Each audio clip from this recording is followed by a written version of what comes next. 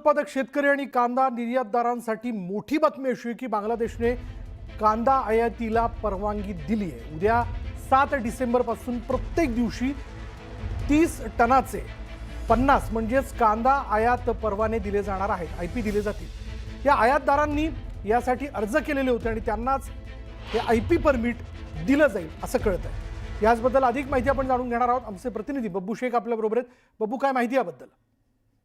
विशाल, आपल्याला माहित असेल का जेव्हापासून बांगलादेशात सत्ता परिवर्तन झालं होतं तेव्हापासून बांगलादेशाची बॉर्डर बंद होती। त्याच्यामुळे कांदा जो आपण निर्यात करत होतो बांगलादेशात, सर्वात जास्त आपण कांदा बांगलादेशात निर्यात करत होतो, मात्र तेव्हापासून ती निर्यात थांबलेली होती। त्याच्यामुळे त्याचा परिणाम कांद्याच्या भावावर होत होता।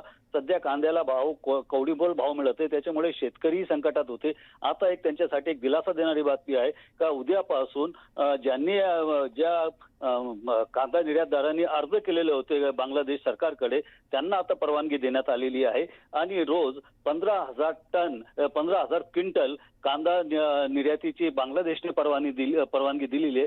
त्याच्यामुळे उद्यापासून किंवा परवापासून व्यापारी हे जे आहे तर ते बांगलादेशाला रोज 15,000 क्विंटल कांदा पाठवणार असल्याची आपल्याला व्यापाऱ्यांनी सांगितलेलं आहे। विशाल, धन्यवाद बब्बू या सगळ्या तपशिलाबद्दल।